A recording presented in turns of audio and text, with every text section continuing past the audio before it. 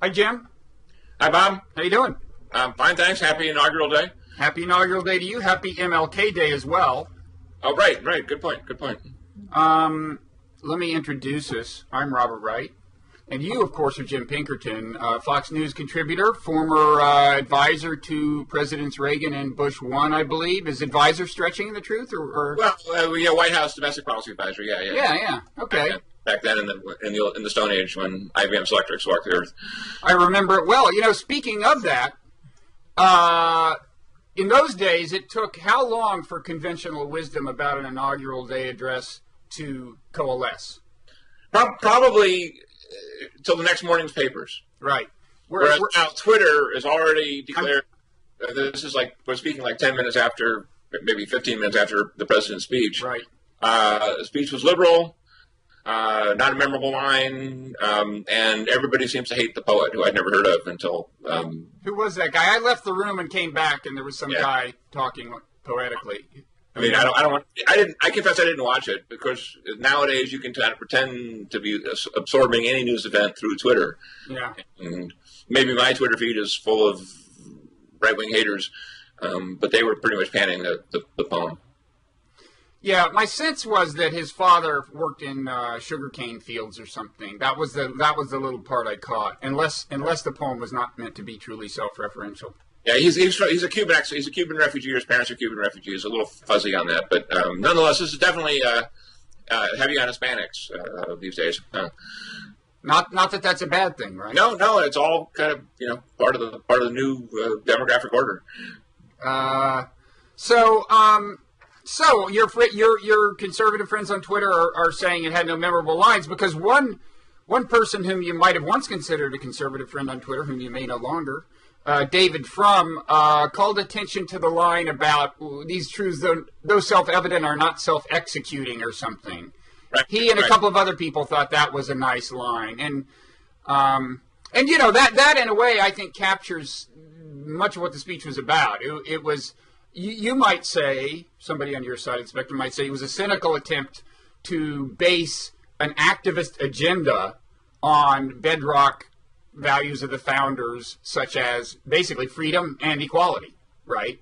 You might say that nothing much does follow from those in the way of an activist agenda, but he seemed to think so. As a Hamiltonian myself, I don't disagree with the points that you can't fight enemies individually, and you need to do things like infrastructure, technology, and highways. I thought all that stuff was good.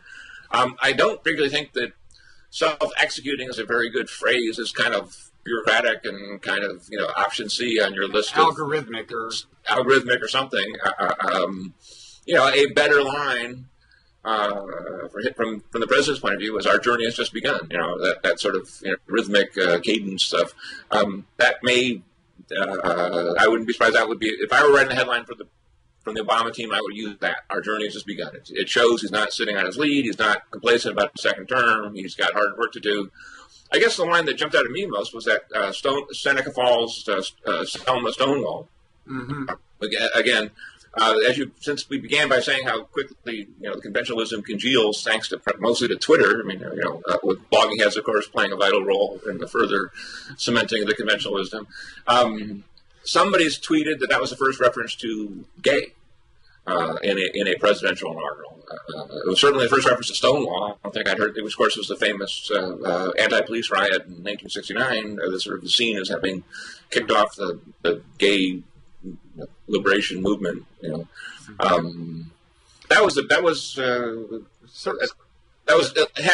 alliterated, and it was memorable, and it was concrete, and you always like speeches that have those assets. And separate from that, there was an endorsement of gay marriage without quite using that phrase.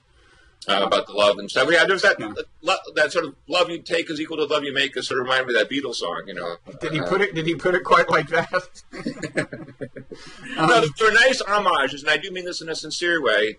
The Tempered by a Hard Peace, which is from John F. Kennedy's inaugural in 1961, and then the blood drawn by the sword blood drawn by the wax would be equal to blood drawn by the sword, which is Abraham Lincoln's second inaugural. Okay, I wasn't sure of that. Yeah. I was wondering, you hear in inaugural addresses, you often hear what you might call archaically eloquent language, right? I mean, language is clearly supposed to be eloquent, and it's not the way we talk today.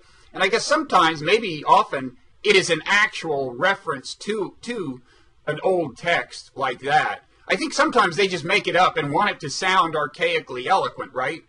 And what I wonder is, like, did they used to do that? So, like, did George Washington try to sound like people 200 years earlier? In other words, what we now consider archaically eloquent, was that just the way they talked then? Well, I know that, Lincoln was a big fan of Shakespeare, who was roughly 3 centuries before Lincoln, or 2.5 centuries. And so that's an interesting question. I mean, again, this is, fortunately, we're in a field where there's been, centuries of hardcore scholarship on this. So I'm sure that exact question. I mean, Gary Wills wrote a book about how Shakespeare. He wrote the book about Lincoln's Emancipation Proclamation and the Gettysburg Address, and I think that was heavy on Shakespeare references and stuff. So yeah, I do think that probably your phrase archaically eloquent probably does require you have to look back a couple centuries, so Shakespeare was looking to Chaucer, and Chaucer was looking to, who knows? Yeah, the Bible maybe. English literature kind of fades out, Yeah. And becomes Germanic at some point. Right, exactly. Yeah. So do you, I wonder generically, do these things really matter? I mean, people like you and me watch them and now tweet about them, and before Twitter tried to be the first to say the smartest thing about them. I never personally paid a lot. I would not say I've watched nearly every one, except in cases like this when it is my duty to comment on it afterwards. I don't, it just seems to me like, they're going to get up, say America's great, and they're going to make it greater, and then wake me up when the rubber hits the road, and stuff starts happening. But am I wrong? I mean, do these things really, really matter? Well, I think I guess it's sort of, what, Kant would call the noumena, the phenomena. I mean, the noumena is the speech itself, which is America's great, and so on. And the phenomenon is sort of what happens afterwards and what's associated with it. I mean, for example, John F. Kennedy's speech in 1961, that Barony Burden, fight any foe, was clearly kind of a prelude to Vietnam and kind of the Green Berets and all this. Who knows if Kennedy was killed in 1963, and who knows what he would have done. Lyndon Johnson did all. There's plenty of reason I think he would have done the exact same thing in terms of a major escalation, the way Johnson did it in the middle and later 60s. FDR's second inaugural.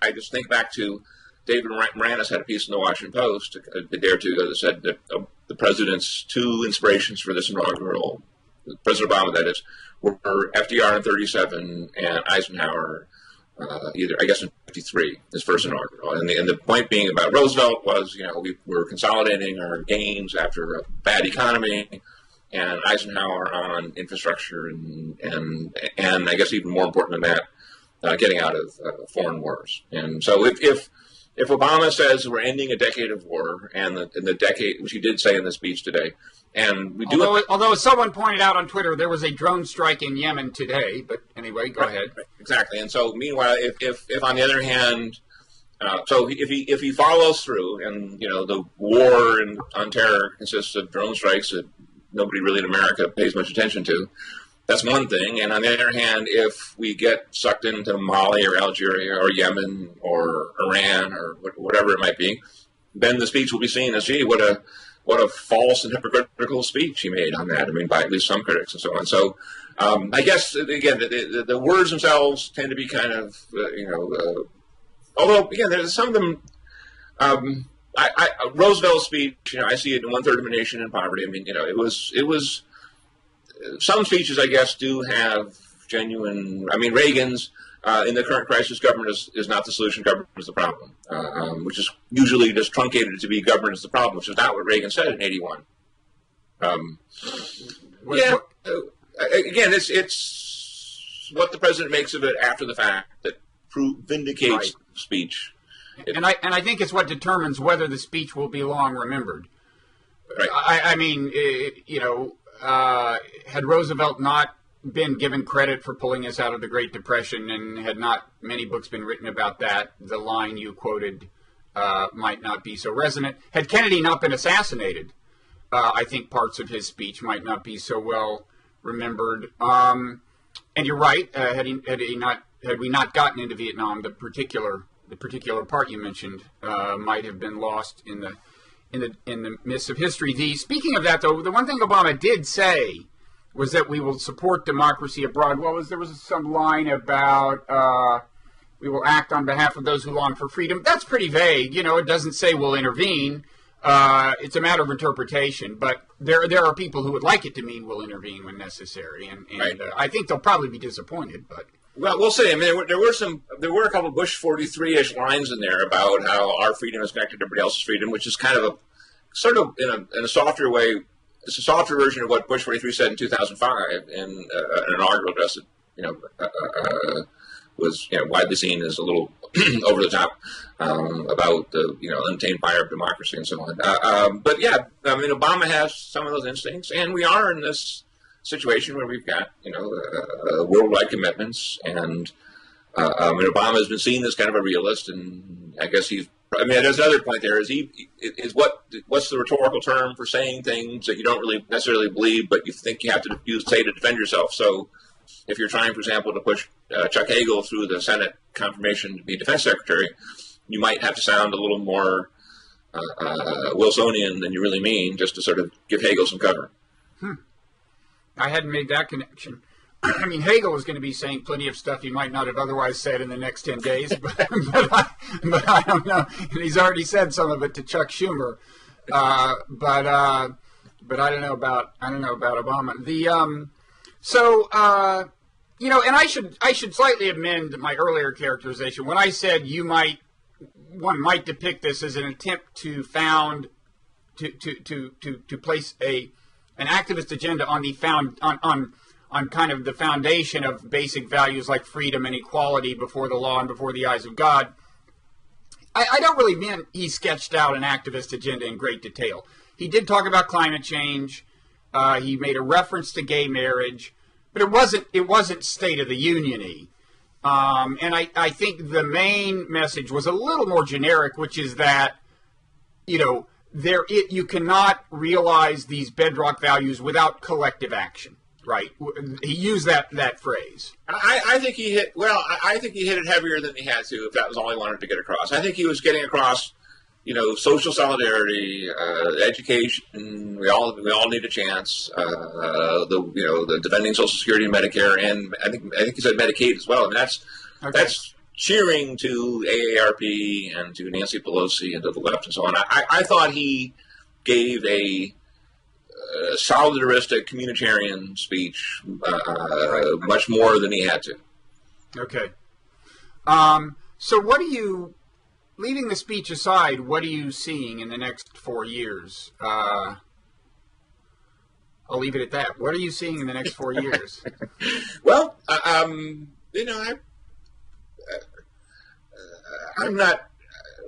cautiously optimistic. I think he'll have a hard time with a lot of elements of his domestic agenda. I guess he referred to gun control in the Newtown, Connecticut reference. I guess that was the only reference that I can remember. You read bleak things about what the Democratic Senate will do on this. Senator Barrasso, who's a Republican, said he thought that Senator Reid, who's of course the Democratic leader, wasn't even going to bring gun control to the Senate, assault weapons, that is. That's a pretty big grinding of the gears on that. I'm not really aware that climate change is any more popular, today than as a concern. Is really more popular than it was 2 or 3 years ago, or what was it, 2009, when President Obama pushed it the first time around. It may have gotten a little mileage out of Hurricane Sandy. At least Michael Bloomberg tried to. I think that I wrote a piece for the British Spectator in November, making the point that we're to borrow the famous trope from Isaac Asimov. We've got an irresistible force and an immovable object colliding with each other. The irresistible force is the desire for more energy and for that matter, cheap energy. And the immovable object is concerns about global warming and CO2 and so on. And it seems to me that the only way out that will enable full auto fracking and shale oil and everything else is some satisfactory plan on carbon sequestration. And by that I do not mean burying CO2 in the ground. I think that is just so counterintuitive and so scary to people on the burp dimension that you're just never going to be able to make that. What's the burp dimension? Oh, this thing blowing up. Oh. And there are, in fact, natural formations of CO2 completely independent of mankind that, in fact, do blow up every so often. They sort of spontaneously explode. Blowing up blowing up is something people don't like. You're right. Right, and it's just creepy to think that, gee whiz, we're just, thank you for letting us borrow your farmland here, and we're now going to put 100 million tons of CO2. We promise it won't blow up on you when you're sitting there watching TV. As I Googled around on this and clicked around on it, I ran across a company in upstate New York called Novomer, which actually got a grant from the Energy Department in 2010, the Obama Energy Department, which turned liquid CO2, which is sort of industrial CO2, into plastic, which I thought was pretty cool. And I thought, well, gee, if plants can turn CO2 into plants and trees and so on. Why can't plastic turn it into plastic? Well, back in the Bush 41 days when the climate change issue first came up, I thought, well, and they said, look, there's lots of ways to deal with CO2, one of which is carbon sinks, which is trees.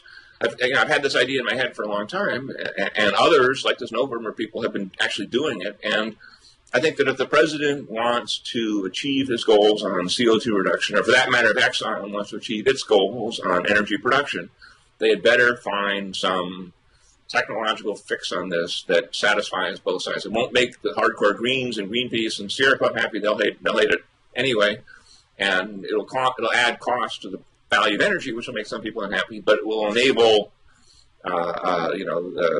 North Dakota to just achieve its destiny as the Saudi Arabia of North America. And for that matter, places like California, which I just read somewhere in the journal just a couple days ago that the state waters of California, just between 0 and 3 miles offshore of California, has $1 trillion worth of oil. Mm-hmm. And you can drill it now from the land. You don't have to go out to offshore oil drills anymore that might spill. You can drill it from the land and then put the drill sideways and go under the land, under the beach and into the water to drill the oil out of there. That's a pretty good deal for a state like California, which is having so many budget problems. Okay, so assuming Obama doesn't do exactly what you would prescribe, which I believe has happened before, what action on climate change do you think his references to it in the inaugural address do portend? What do you expect? I think that the idea of cap and trade is so impossible to explain and understand and difficult and seems so Fannie Mae-ish or Wall Street-ish, in terms of its manipulations. Well, and it's beloved by economists too, which is further grounds for suspicion. Yeah, and I don't know. I mean, I suppose they may try and haul out cap and trade again. They could try a carbon tax, which I think would be a complete political non-starter. Mm-hmm. Or they could simply do what the EPA is doing now, which is sort of shut down every coal plant they can come across. That's probably what they'll settle on. Mm-hmm. They'll tell themselves that, well, natural gas is cleaner than coal, so we'll continue to shut down coal plants as we can opportunistically through the EPA, and we'll run on natural gas, which is at least cleaner. And then in some future Democratic administration or later in the Obama term, they'll figure out how to go after natural gas. Although they still have the problem of, what they're going to replace it all with, and batteries. With a 787 Dreamliner having problems with batteries. I mean, batteries aren't quite the techno fix that people thought they were. Mm-hmm. If they could leak in the middle of your airplane flight, that doesn't bode well for all the other uses that lithium-ion batteries could be having. Yes, I've got some pretty leak-proof batteries, but. So what else? So climate change. I mean, what are the big items you would have thought about on his agenda, even if he hadn't given this speech? I mean, there's the economy, right? And my guess on the economy is, barring something bad happening beyond his control, like, say, the Eurozone going into a complete, earthquake level crisis, some sort of, or like major recession in China or something, that we will slowly, work our way back. The things will get slowly better, and will be not that bad at the end of his term. Although I'm talking about the aggregate economic performance, I think income inequality is not a problem that will solve itself. But anyway, what do you think? What do you think will happen? Well, I should mention one area where I think there's constructive compromise in the making is a corporate tax reform. I'm actually a part of a group called the Wright Coalition, Reforming America's Taxes Equitably, which is trying to get the top corporate rate down from 35 down to 25, which is the average of the OECD countries. And in return for that, our Wright Coalition members are willing to put all tax expenditures on the table to achieve a 1986-like tax reform. So wait, specifically, what kind of thing would you be willing to give in exchange for that? Anything that falls in the category of tax expenditures, which is a long list. So you mean cutting deductions, cutting loopholes? Right. It's like the '86 tax reform, and interestingly enough, the president has mentioned it in his past States of the Union addresses as an idea. He mentioned that we had the highest corporate tax rate in the world, the industrialized world, as of April 1st of 2012. Senator Portman of Ohio, Republican, had a big article in Politico saying this is a top priority just a couple days ago, and Valerie Jarrett in the White House in the article in Politico on Friday said pretty much the same thing. So again, this is something I'm working on, so I'm obviously following it closely, and some would say I do have an interest in it. But you asked, and it is one area of potential compromise where significant chunks of the Obama administration, or for that matter, including the president, and many Democrats in Congress and many Republicans see as a fruitful compromise. There are other areas of, shall we say, more discord, but that's one area of compromise. And the fact is, since 2000, the U.S. share of the top 500 corporations in the world domiciled in the United States has fallen by a third. Mm-hmm. We've lost ground as companies, including, for example, the Eaton Corporation of Cleveland, moved to Ireland. Ireland has a 12.5% rate. Do the math. A lot of countries, Canada has a much lower rate than we do. The federal rate is 15%. We're at 35. Yeah, but the logic of that is a race to the bottom, where in the end, corporations aren't taxed at all, which I guess would be okay with you. Well, the logic is we're in a competitive world. And if Ireland has a 12.5% rate and the UK has a 23% rate, what does that tell you about where companies? How come Ireland's doing worse than us? They are in many ways, but they're doing well on attracting corporate headquarters. That's for sure. Yeah, of course, corporate headquarters don't necessarily employ a lot of people in the immediate vicinity. They are good jobs at good wages. Yeah, for the CEOs who are in the headquarters. Well, how many? I mean, if the CEO pays himself whatever, how many people in the area does that hire? I mean, look, it's a competitive. It's surely. I mean, what we've seen in the last 30 years has been a worldwide lowering of tax rate. The OECD corporate tax average in 1985 was about 50, and now it's 25. Now, does that tell you anything about where the world's headed? That probably does. The tax rate on Japan, pardon, China has gone from 100% under communism or 101% under communism to much lower rate now. We do have this problem of mobile capital, and we do. Yes, this is well, right. I understand the problem. I'm just saying that the logic of it is a race to the bottom. There are alternatives. Maybe we should get the UN to impose a global corporate tax. How do you feel about that, Jim? Oh, no problem with that. And the world loved it. Look, we're having a little illustration in tax rate policy with France, right? To the French, Hollande, the new president, comes in with a 75% tax rate, and immediately everybody who could pay that leaves. Does that make for wise tax policy for France? Probably not. What other people call competition for capital in general. I say any policy that gets Gerard Depardieu to leave your country is a good policy.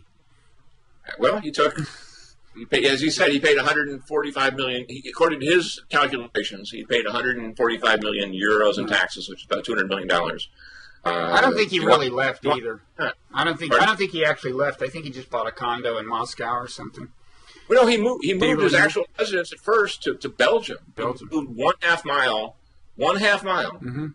into the country of Belgium from France, and maybe since then I saw that he's gotten this Russian passport as well. I'm not sure how these rules work, whether you can have a Belgian passport and a Russian passport. Otherwise, I mean, the projections are, as you say, mm-hmm. or even with or without corporate tax reform, for slow growth. And so we got to figure out, do the Democrats, for example, really want to go into the 2014 midterms with unemployment still above 7%?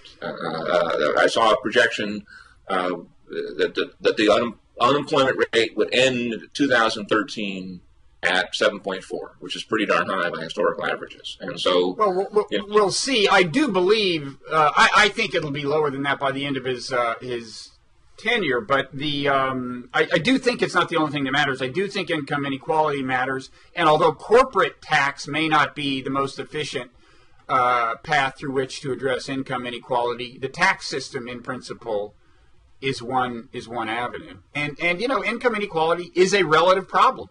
If you tax rich people more heavily and they have less money, you have less income inequality. Well, but it's not really clear that just if you say it that way, that the poor or the middle class will get the money in return. No, but I'm saying it's a relative problem. Even if they don't, there's still less income inequality. And if income inequality is some kind of corrosive psychological effect, then actually that's something. But it's also true that you can actually use it to improve health care for poor people and so on. Right, but if the net wealth of the country decreases, then you can have greater income equality in a poor country. Yeah. I don't think the American people would vote for that. Less income. I don't think the way they see the world. Less income inequality in a poor country.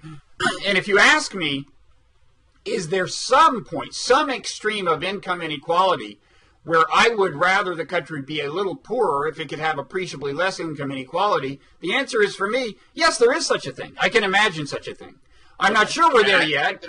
If somebody ran on the Bob Wright platform of less income inequality in a poorer country, and somebody else ran on the platform of greater income inequality but a richer country, I think the latter would win. That's actually not what I call my platform. I call my platform. Soak the rich, and give it to the 99%. That's what I call my platform. The fact that it might lower aggregate output is between you and me. Okay. Well, I don't say that publicly. I note that you're now, and you're certainly entitled to. You're putting yourself well to the left of what the president said in his speech today. That's not hard. He didn't get into this really. No, he didn't. You're right. He didn't. No, he did talk, as I mentioned, a lot about solidarity and so on. So I think he did talk a lot about, again, it's unclear.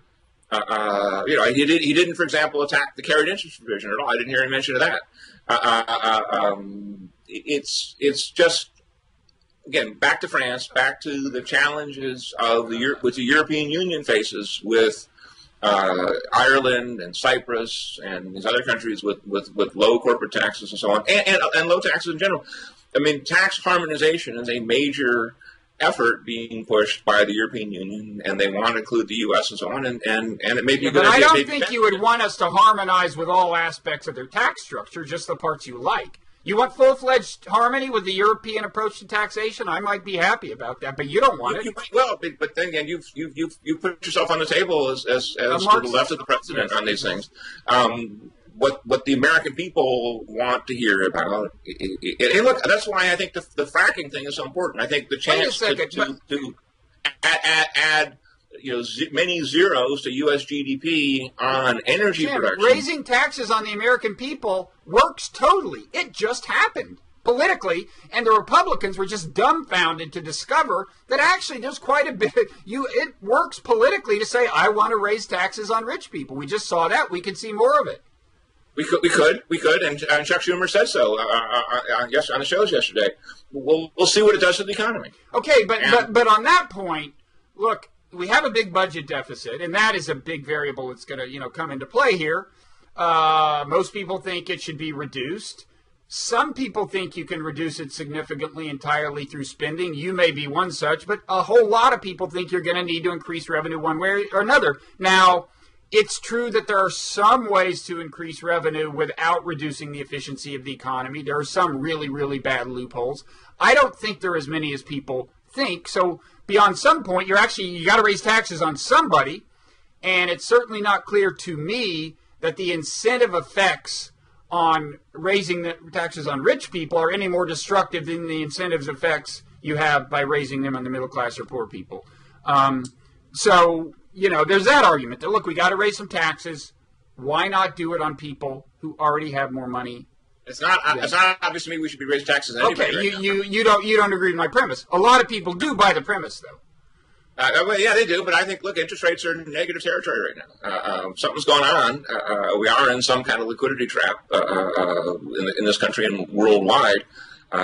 So are I you think not what's more important for the country's prosperity is, and again, the president touched on some of this, investment in technology and investment in infrastructure. Those are much more vital to whether the economy grows. Look, the Bush 43 Center, and as you know, I'm not the world's biggest Bush 43 fan, but the Bush 43 Center in Dallas has a project that they call the 4% Project, which points out that if growth would go back to 4% or go up to 4% from its current 2%, then we'd balance the budget in 10 or 15 years.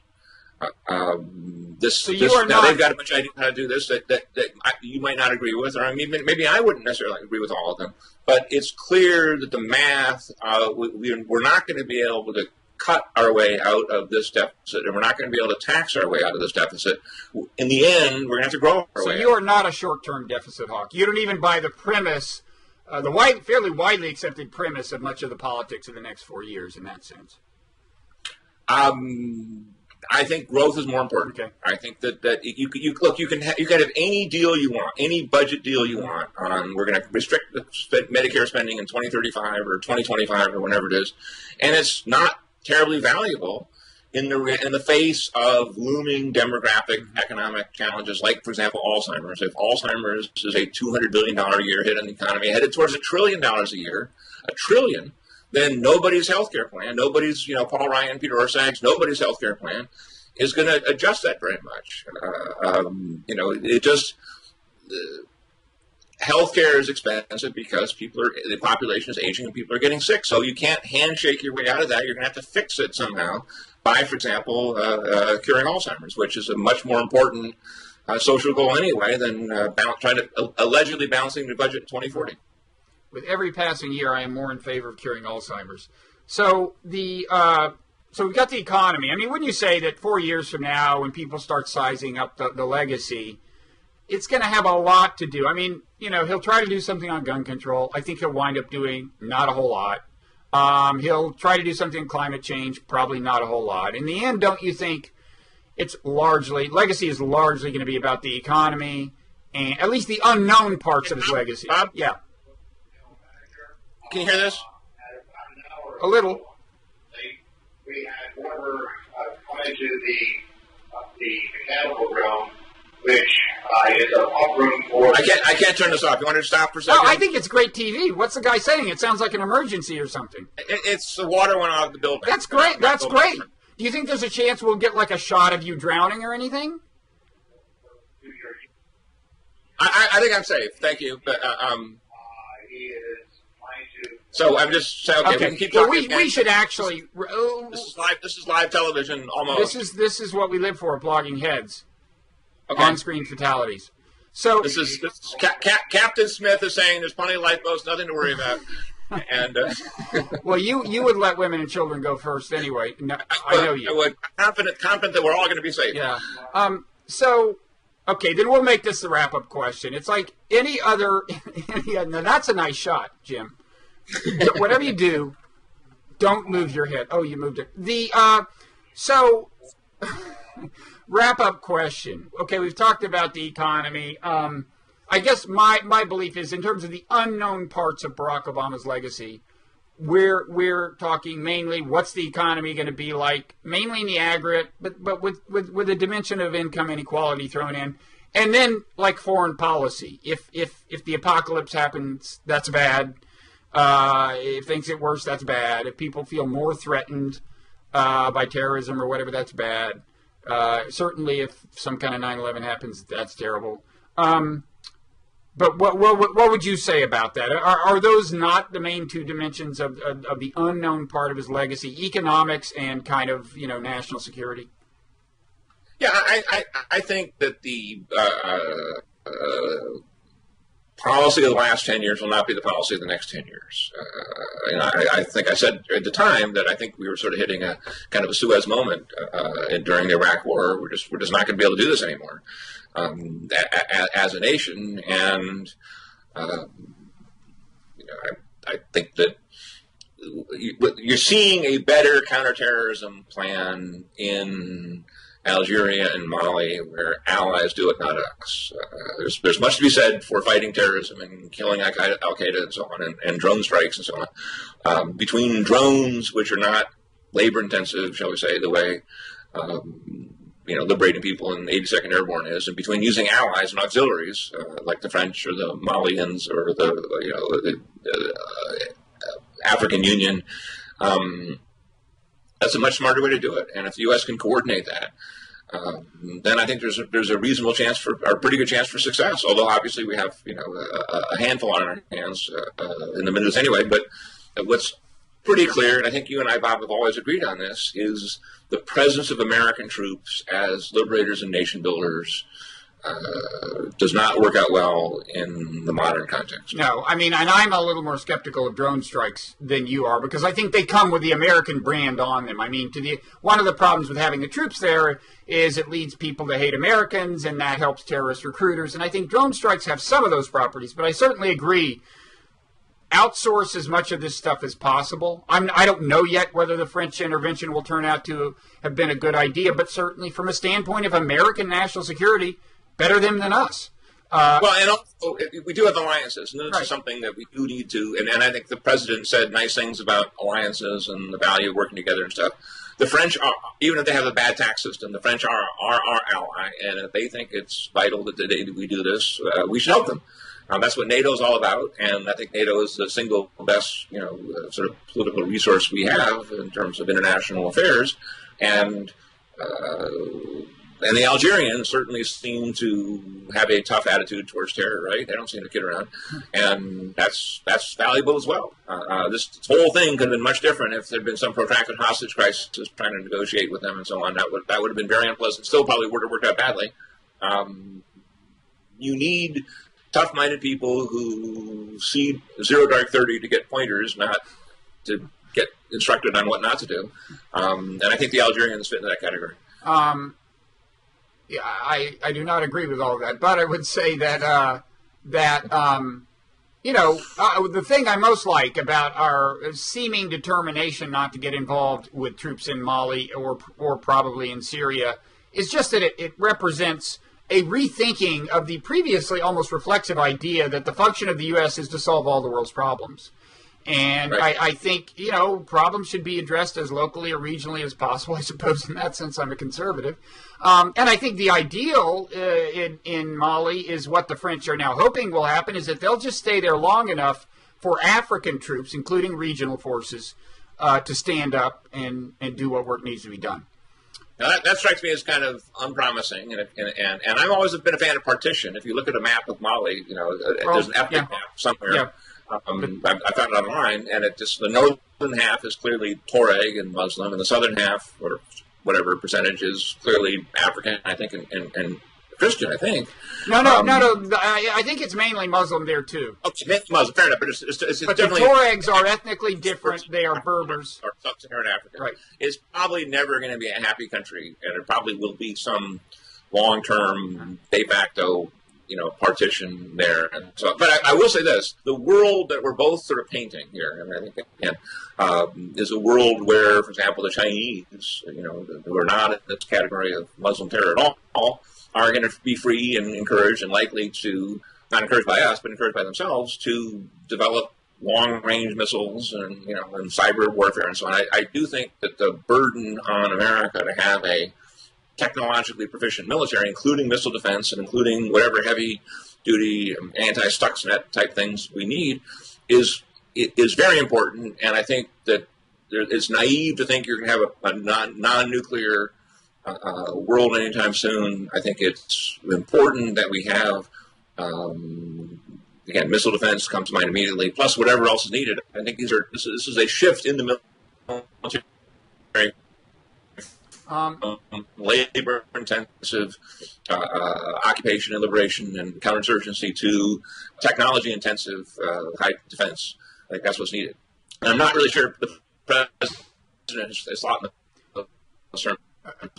Okay, you broke up a little there, but I think what you... Matter of fact, maybe not at all. Maybe just the opposite. You broke up a little there, but I think you said you're not sure that the president has thought this through the way you would like him to. I think I will resist... Right. I think I will resist starting a debate on this particular subject, because... but I could. We should have a whole... We should have a whole other conversation on this. He knows that just thinking, so I understand that, but we can continue this later. Let's do, because you are, for one thing, you are starting to break up, and also you are increasingly saying things that are wrong. So for both of those reasons, Jim, we really we're being thrown off. We really have Island. We really have to stop this. You're being thrown off the island. But thanks a million, and let's do it again, Jim. All right, thank you, Bob. Have a good day. Okay, bye.